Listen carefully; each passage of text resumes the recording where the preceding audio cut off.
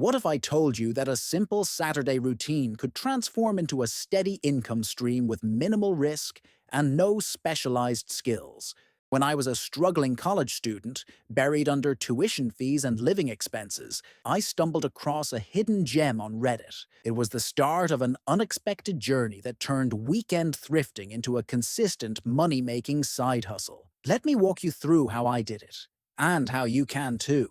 No fancy edit nor here and there yapping, straight up knowledge. Back in college, balancing a full course load, a part-time job, and mounting bills felt overwhelming. I was constantly worried about making rent and stretching my meager paycheck. One night, seeking a distraction from my stress, I was browsing Our Entrepreneur on Reddit. Among the sea of ambitious stories, one post stood out. Someone was earning $2,000 a month, flipping items from garage sales and thrift stores on eBay. I was intrigued. It seemed simple enough, but was it actually possible? The following Saturday, I decided to find out for myself. With low expectations, I mapped out a few local garage sales and headed out early in the morning. The first couple of sales were disappointing, mostly worn-out clothes and broken furniture. But at my third stop, I spotted them. Two vintage Polaroid cameras sitting on a dusty shelf. The seller offered them for $20 each, just wanting to clear space. I quickly checked eBay on my phone and saw similar cameras listed for $100 to $150 each. That's when I realized there might be real potential in this. That same night, I cleaned up the cameras, took photos, and listed them on eBay for $120 each. I remember refreshing my account constantly, waiting to see if anyone would bite. Within 48 hours, both cameras sold, netting me around $200 after fees and shipping. That first success was enough to fuel my excitement and motivate me to keep going. Over the next few weekends, I refined my approach. I started researching what types of items had consistent demand. Retro video games, designer clothes, and vintage books became my go-to searches. I learned to check eBay's sold listings before buying anything, which helped me avoid potential duds. Of course, not everything I bought turned out to be a win. I vividly remember purchasing a set of supposedly rare action figures for $50, convinced I could flip them for a substantial profit. Months went by without a single bid, and I eventually sold them at a $10 loss. It stung, but it was a reminder that not every gamble pays off. The key was learning from each experience and adjusting my strategy. I developed a system to keep the process efficient. Saturday mornings were for scouting garage sales, while Saturday afternoons were dedicated to photographing and listing items online. By Sunday evening, I was responding to buyer questions and preparing items for shipment. Over time,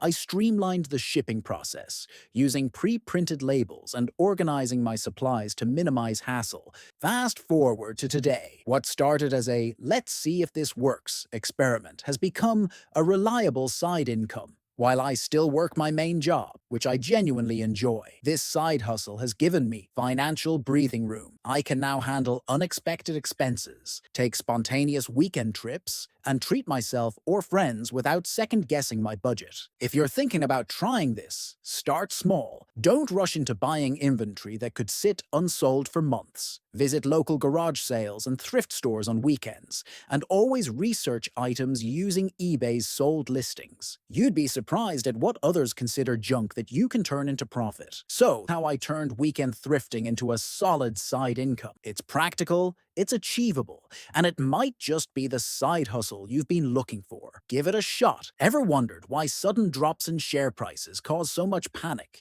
even if you're just holding shares for the dividends? Today, we'll unravel why these price swings matter and what you need to know if you're investing for dividends. To understand why a share price drop is significant, let's break down some common misconceptions and key financial principles.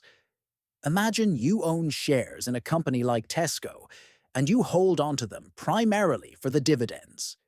You might think, if I'm not planning to sell, why should I care about price fluctuations? But there's more to it than meets the eye. The basics and misconceptions. First, let's clear up a few common misunderstandings about public companies and shareholder equity. Misconception 1. As the company owner, I get the cash from selling shares. In reality, when a company goes public and issues shares, the cash raised goes into the company's balance sheet, not directly into the owner's pocket. The company's assets increase, and its equity reflects this change. Even if you hold a majority share, your personal equity does not equate to directly pocketing the IPO proceeds. Misconception 2. I retain 51% of future profits. While you may own a controlling share, profits don't go straight into your pocket. The board of directors, elected to represent all shareholders, decides how profits are used. Dividends, if declared, will be distributed according to the dividend payout ratio. And new, growth-focused companies often reinvest profits instead of paying dividends. Misconception 3. I don't need to reinvest profits if the company has a healthy cash flow.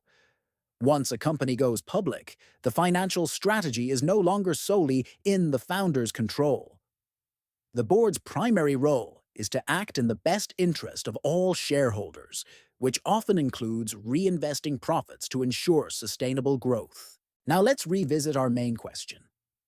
Why does a share price drop matter if you're only holding for dividends? Here are 2 reasons. Reason 1. Dividends depend on profits.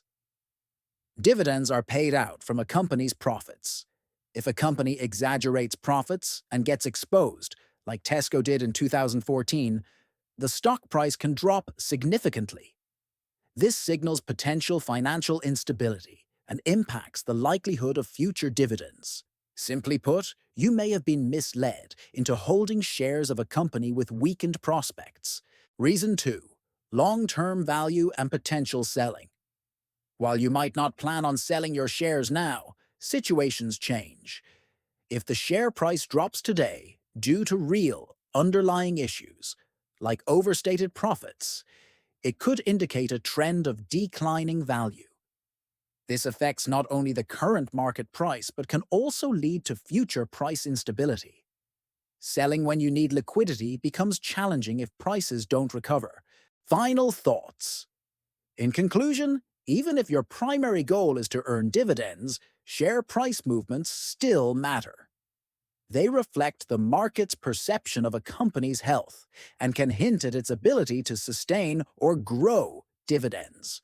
Plus, having the option to sell at a favorable price down the line is crucial for long-term financial planning. If this helped clarify why share price drops matter even for dividend holders, hit that like button and subscribe for more finance insights. And remember to share your thoughts in the comments. What's your take on holding shares just for dividends? If you like the idea and the video, don't forget to hit that subscribe because that would motivate me to come up with more ideas for you to earn dollars for real. Until next time, stay curious and keep hustling.